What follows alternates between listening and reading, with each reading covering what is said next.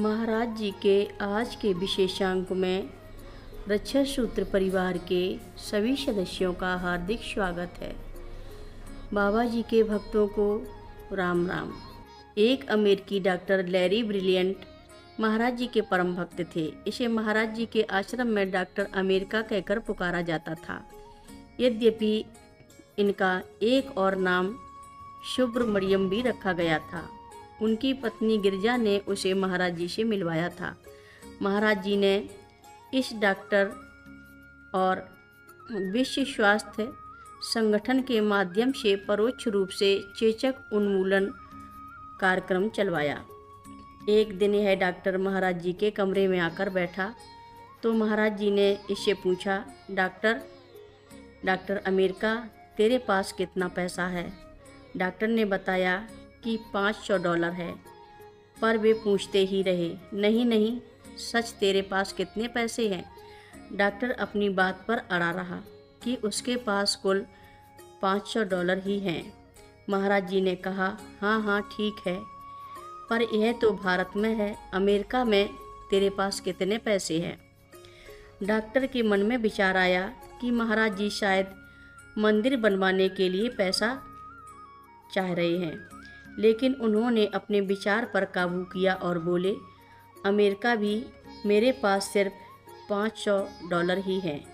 फिर डॉक्टर ने कहा, परंतु इसके साथ ही मेरे ऊपर उस मेडिकल कॉलेज का भारी कर्ज है जहां से मैंने डॉक्टरी पास की थी। मुझे मेडिकल कॉलेज में पढ़ने के लिए काफ़ी पैसा उधार लेना पड़ा था। भले ही मेरे पास $1000 हैं, लेकिन इससे ज़्यादा कर्ज चुकाना है। महाराज जी ने कहा, क्या कहा? तेरे पास पैसा नहीं है?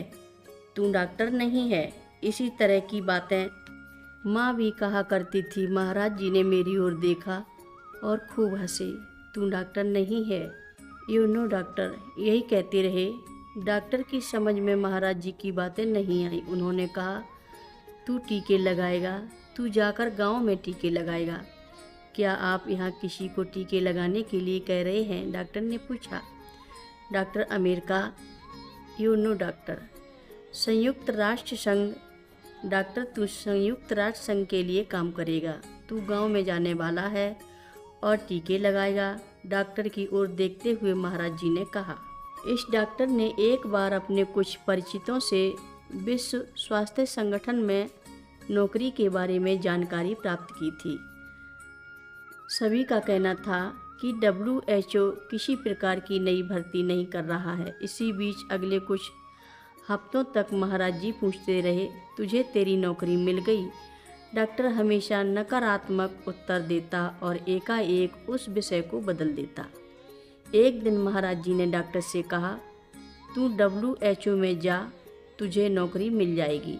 महाराज जी का आदेश मिलने पर डॉक्टर विश्व स्वास्थ्य संगठन के नई दिल्ली स्थित कार्यालय में गया और उस आदमी से मिला जिससे उसने पहले बात की थी। यह व्यक्ति बहुत दयालु स्वभाव का था, किंतु उसने बताया कि WHO में कोई जगह खाली नहीं है। आवश्यकता पड़ने पर वे लोग भारत के बाहर के चिकित्सा कॉलेजों और चिकित्सा संस्थाओं के अनुभवी सलाहकारों की नियुक्ति ही करते हैं। उसने कहा, हाँ, एक कार्यक्रम है, यदि वे कभी कुछ कर सकें तो बड़ी अच्छी बात होगी, लेकिन इसमें शक है कि उन्हें अपने कठिन लक्ष्य की प्राप्ति होगी। यह है चेचक उन्मूलन कार्यक्रम। भारत सरकार तो इस समय इस कार्यक्रम को आगे बढ़ाने का दृढ़ता से विरोध कर रही है। उसके पास अन्य समस्याएं हैं, जैसे मलेरिया और परिवार कल्याण। चेचक को वे उच्च प्राथमिकता नहीं दे रहे हैं। पर मैं तुम्हें फ्रांस की डॉक्टर निकोल गैसेट के पास ले चलूँगा। फिर डॉक्टर महाराज जी के पास एक भक्त बर्मन के पास लौट आया। उनका सूट उधार लिया और एक सस्ती टाई खरीद ली। अपने बालों को रबर से कसा और उसे सफ़ेद के अंदर छुपा लिया। डॉक्टर के शरीर पर मगनी की यह पोशाक भद्दी लग रही थी, क्योंकि उसके ऊपर फिट नहीं हो रही थी। डॉक्टर गैसेट से मिलने डॉक्टर अमेरिका नियत समय पर पहुंच गए। इनके वेशभूषा देखकर डॉक्टर गैसेट ने इन्हें हिप्पी समझ लिया और बोली, हमें खेद है कि हमारे पास नौकरी के लिए कोई जगह नहीं है। फिर भी आपसे मिलकर हमें काफ़ी प्रसन्नता हुई। डॉक्टर लौटकर महाराज जी के पास आया तो महाराज जी ने पूछा, तुझे नौकरी मिल गई? नहीं महाराज जी, अब हमें इस नौकरी की आशा छोड़ देनी चाहिए। 2 सप्ताह गुजर गए। एक दिन महाराज जी ने डॉक्टर से कहा, WHO में पुनः जा। हर रोज़ महाराज जी की कथाएं सुनने के लिए सभी भक्तों का धन्यवाद। सभी भक्त रक्षा सूत्र चैनल को सब्सक्राइब करें, शेयर करें, लाइक करें, घंटी बजाना ना भूलें।